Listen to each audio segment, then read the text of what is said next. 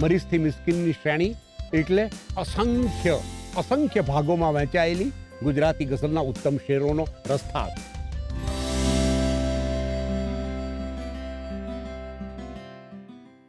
કાવ્યમુદ્રા original આયોજિત મરીઝથી મિસ્કિન શ્રેણીમાં સૌનું સ્વાગત કરું છું. બરકત વિરાણી બેફામ એ પરંપરાના એક એવા શાયર છે જેમના મક્તાના શેરમાં, એટલે કે જેમાં શાયરનું નામ આવતું હોય એમાં મૃત્યુ વિશે વાતો કરી છે. રડ્યા બેફામ સૌ મારા મરણ પર એ જ કારણથી, હતો મારો જ એ અવસર ને મારી હાજરી નહોતી. આજ જે બેફામ મારા મોત પર રડતા રહ્યા, જિંદગીભર એ જ લોકોએ રડાવ્યો છે મને. તો આવા એમણે અસંખ્ય શેરો મૃત્યુ પર આપેલા છે. અને આ એક જ એવા શાયર છે કે જેની પંક્તિઓ વિચાર વિસ્તાર તરીકે, કોટેશન તરીકે, ઉદાહરણ તરીકે સૌથી વધારે વપરાઈ હોય, લોકોએ એને ઉપયોગમાં લીધી હોય. ખુદા તારી કસોટીની પ્રથા સારી નથી હોતી. ખુદા તારી કસોટીની પ્રથા સારી નથી હોતી, જે સારા હોય છે તેની દશા સારી નથી હોતી. કેટલી સરળતાથી શાયદાના જમાઈ છે. એટલે સરસ રીતે વાત થાય છે કે શાયદાની પરંપરાની અંદર ગુજરાતી ગઝલને વધારે ગુજરાતણ કોઈએ બનાવી હોય, ચિંતન પ્રધાન ભૂમિકાએ મરીઝ પછી કોઈ લઈ ગયું હોય તો એ બરકત વિરાણી બેફામ છે. એક ખૂબ સરસ મને ગમતી ગઝલ એ અક્ષરશઃ પહેલી વાર પાઠ કરું છું આમનું આપની પાસે, અને આપણા જાણે જીવનની સાથે જોડાયેલી વાત હોય છે કે થાય સરખામણી તો ઉતરતા છીએ, થાય સરખામણી તો ઉતરતા છીએ, તે છતાં આબરૂને દીપાવી દીધી. થાય સરખામણી તો ઉતરતા છીએ, તે છતાં જિંદગી આબરૂને દીપાવી દીધી. એમના મહેલને રોશની આપવા ઝૂંપડી પણ અમે તો જલાવી દીધી. થાય સરખામણી તો ઉતરતા છીએ, તે છતાં આબરૂને દીપાવી દીધી. એમના મહેલને રોશની આપવા ઝૂંપડી પણ અમે તો જલાવી દીધી. આ જગતને અમારું જીવન બેયમાં, આ જગત ને અમારું જીવન બેયમાં જંગ જે કંઈ હતો જાગૃતિનો હતો.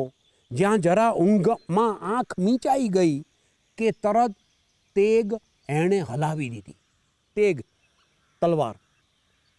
કોઈ અમને નડ્યા તો ઊભા રહી ગયા, પણ ઊભા રહીને અમે કોઈને ના નડ્યા.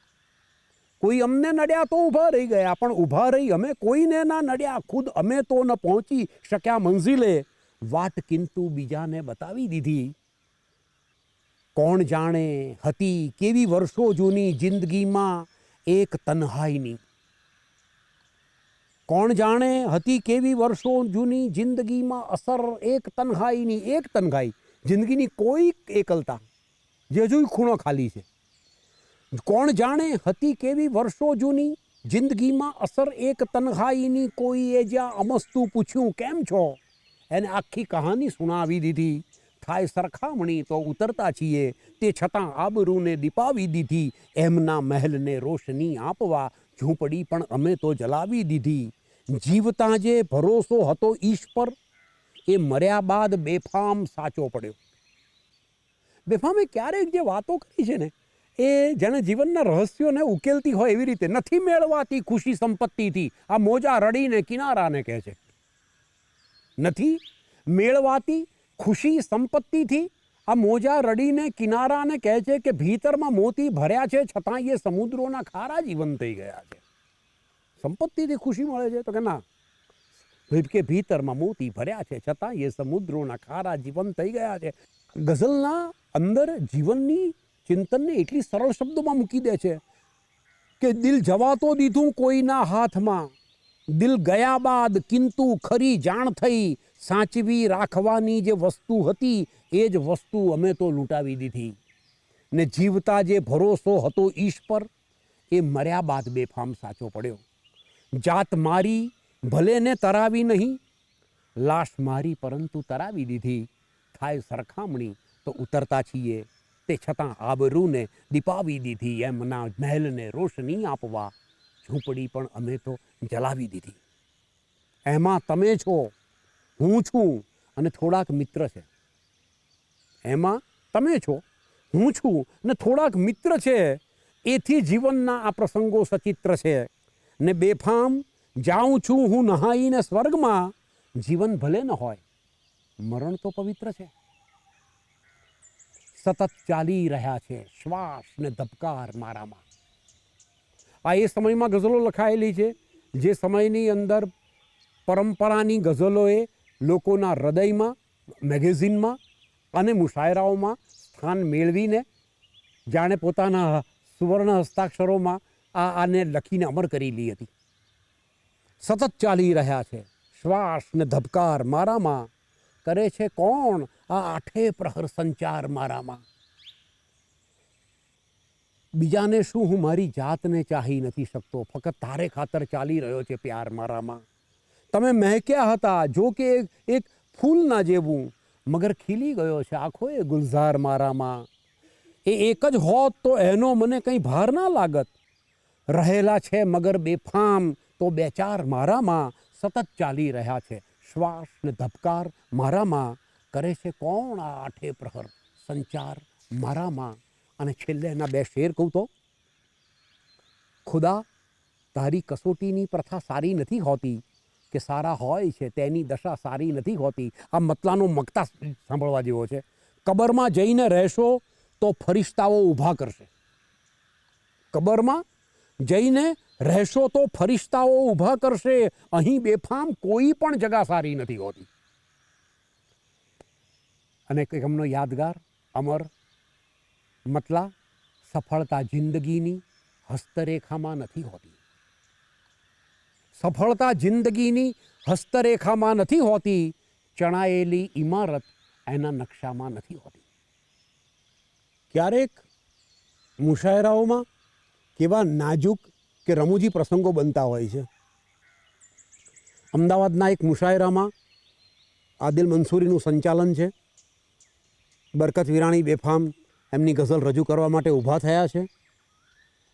અને રજૂઆત કરતાં કરતાં મતલાના શેર પાસે એ વારંવાર અટકે છે કે સમજૂતી કરી લીધી છે મેં મારા ભોળા અંતર સાથે. સમજૂતી કરી લીધી છે મેં મારા ભોળા અંતર સાથે. જો આમાં એવું છે કે મારા જેવા ભોળા માણસ, મારા જેવા સારા માણસ, એમ કરીને એ પોતાના સ્વભાવની સરળતા અને ભોળા હૃદયની વાત એ ઓડિયન્સને કરી રહ્યા હતા.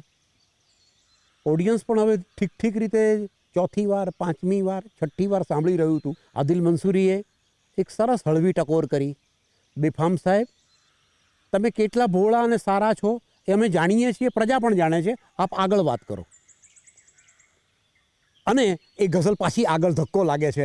સમજૂતી કરી લીધી છે મેં મારા ભોળા અંતર સાથે.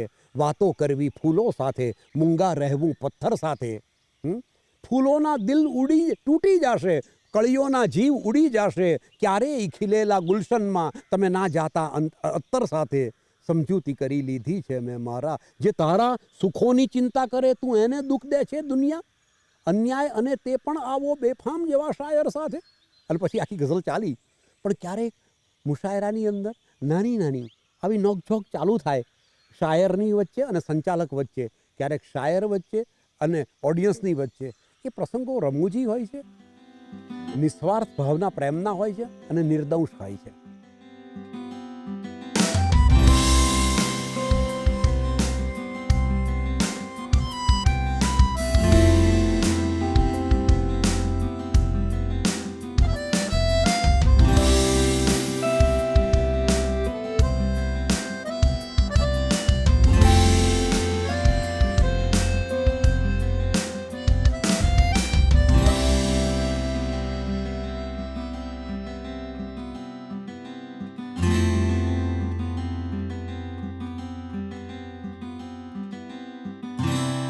To celebrate poetry, subscribe to Kavya Mudra. Press the bell icon on the YouTube app and never miss another update from Kavya Mudra.